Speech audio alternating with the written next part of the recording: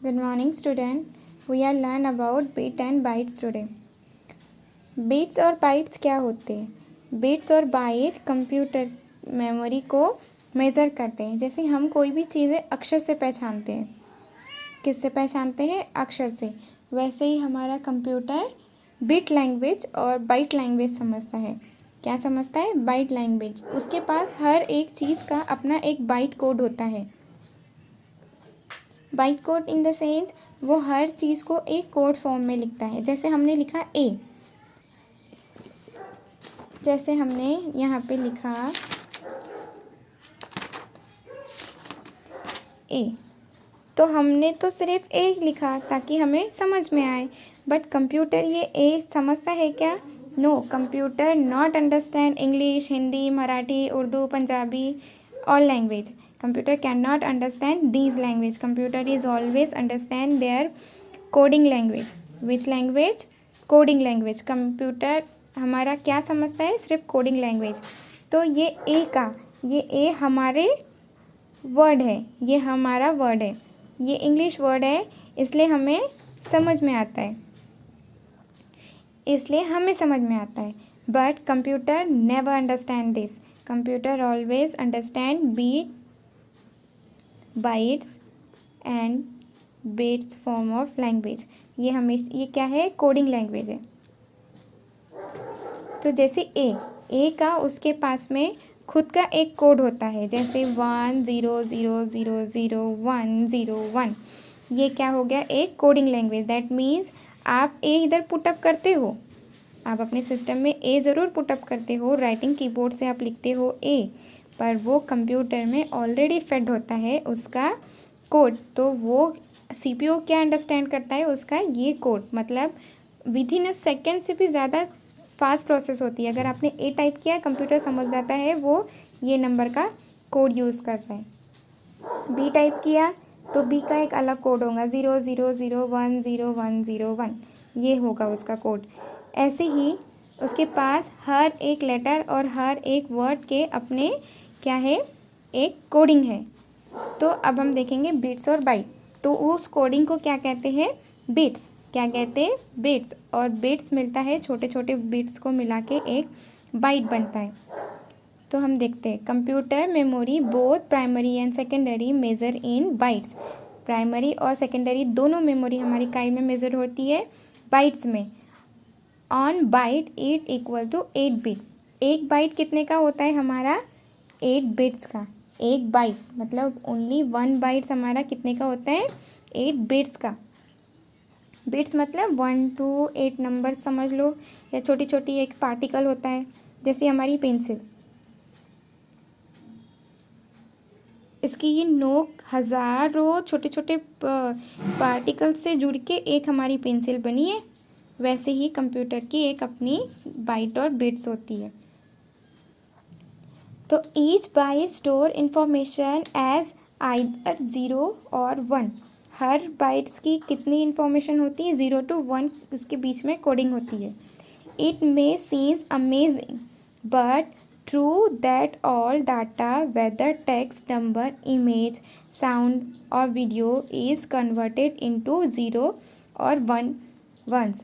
Once is get inside the computer. Therefore, what is an image for you is just a sequence of 0s as 0s and 1s for the computer. जैसे यहाँ पे ये लड़की का example लेते हैं. लड़की इमेजिन कर रही है पेड़ पे बहुत सारे आम दिख रहे हैं आपको, दिख रहे होंगे. वैसे ही कंप्यूटर आमों को देखता है क्या? नहीं, वो उसके बिट्स को देखता है. कंप्यूटर के लिए वो आम डजंट मैटर. कंप्यूटर के लिए हमारे 0110 ये जो कोड्स है, दिस इज़ मैटर. कंप्यूटर हमारी कोई भी लैंग्वेज नहीं समझता है. हम बार बार बोल रहे हैं कंप्यूटर ओनली अंडरस्टैंड बाइट्स. इस पिक्चर की भी उसके पास बाइट्स होती है, ऑडियो की भी उसके पास एक बाइट्स होती है, बिट्स होते हैं. ऑडियो, वीडियो, इमेज, कोई भी चीज़ हो वो उसके पास एक कोड में अवेलेबल होती है, दैट इज़ बाइट्स. वो उसे ही समझता है और उसका सीक्वेंस हमारा 0 to 1 के बीच में होता है. In general once characters of text use 1 bytes of computer memory. Hence, the world's computer will need 8 byte of computer memory. 1 bite के लिए हमारे 1 बाइट मतलब 8 बिट्स, 1 बाइट मतलब 8 बिट्स। तो ऐसे कितने सारे कंप्यूटर होंगे जो 8 bits of computer memory use करते हैं। Also remember that the space left between two words is also considered as a character, therefore is text.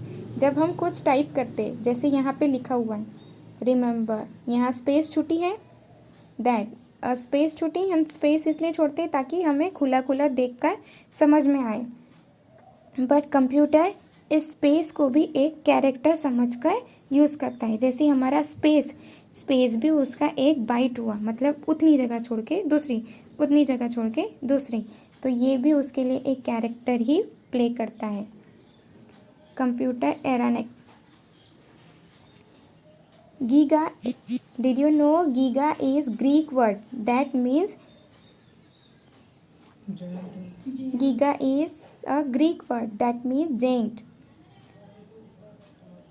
Will consume 7 bytes of computer memory, even special character as such as star, at the rate, star and percent, less than, questions mark, among other also need a byte each. ये जो special character है आपके, ये भी as a bite में ही consider होते हैं। इसके लिए हमारी कितनी मेमोरी लगती है? 7 बाइट्स। कितनी bytes? 17 bytes. Other also need a byte each, सारे दूसरी चीज़ें भी बाइट्स पे ही करती है। आपको हमारे मोबाइल में MB आती है।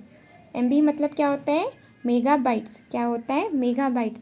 ये MB हमारी जो आती है ये भी बाइट्स में कंसीडर आती है।